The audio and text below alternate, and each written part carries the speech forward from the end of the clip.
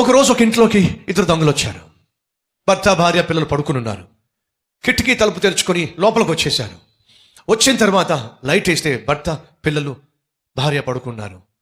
ఆ అలికిడికి భర్త లేచాడు. కళ్ళ ముందు దొంగలు ఉన్నారు, చేతిలో కత్తి ఉంది.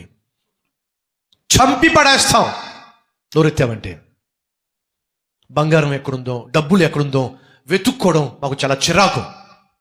మాకు కాస్త కోఆపరేట్ చేయి, సహకరించు, నిన్ను ఏమీ చేయకుండా వెళ్ళిపోతాం.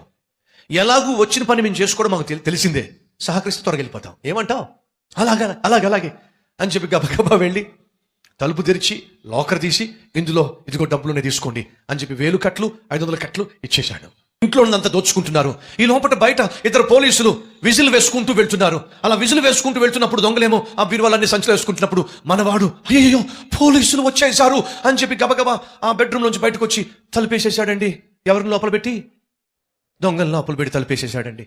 అయ్యో పోలీసులు వచ్చారని చెప్పి గబగబా ముందుకెళ్ళి తలుపు తెరిచి, ఏమిటండి ఎందుకు వచ్చారు మీరు, ఇలా ఎందుకు వచ్చారు అని అంటే, ఇద్దరు దొంగలు వచ్చారయ్యా, ఈ వీధిలోంచి వచ్చారు, ఏ ఇంట్లో జ్వరబడ్డారో మాకు తెలియక మేము వెళ్తున్నాం అని చెప్పంటే, ఇంతకీ నువ్వు ఇప్పుడు ఎందుకు మెలుకున్నావు? ఏం లేదండి, ఎందుకో మెలుకు వచ్చింది కాబట్టి లేచి బయటకు వచ్చాను, మిమ్మల్ని చూసి మీ విజులు విని వచ్చాను. సరే మీ ఇంట్లోకి ఏమైనా దొంగలు వచ్చారా? అబ్బే అసలు దొంగలు రాలా.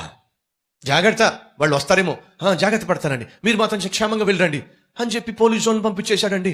గబ్బగబ్బా వెళ్ళి ఆ బెడ్రూమ్ తలుపు తెరిచి, వాళ్ళు వెళ్ళిపోయారు, పోలీసు వాళ్ళు వెళ్ళిపోయారు, ఇటు నుంచి వెళ్ళకండి వెనక నుంచి వెళ్ళిపోండి అన్నాడండి. వాళ్ళని పంపించేశాడండి. వినండి, ఇదంతా చెప్తున్నప్పుడు మీలో కొంతమందికి అనిపించింది, ఏమిటిది వింతగా ఉంది స్టోరీ అనిపించిందా? అనిపించలేదా?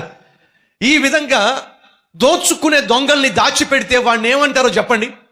తిక్కలోడు, తింగరోడు, తిమ్మిరి పట్టినోడు ఏమంటారో చెప్పండి?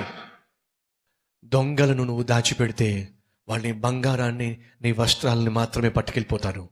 నీ హృదయంలో పాపమును దాచిపెట్టినట్లయితే సైతానుగాడు నిన్ను నరకానికి పట్టుకెళ్తాడు. తెలుసుకోమని ప్రభువు పేరిట హెచ్చరిక చేస్తున్నాను. దొంగల్ని దాచిపెట్టిన వాడు ఎంత తింగరోడో మనం తెలుసుకున్నాంగా. పట్టుకోవడానికి పోలీసులు వస్తే అప్పగించడానికి బదులుగా వాళ్ళని దాచిపెడితే ఏమంటాం చెప్పండి? తింగరోడా కాదా?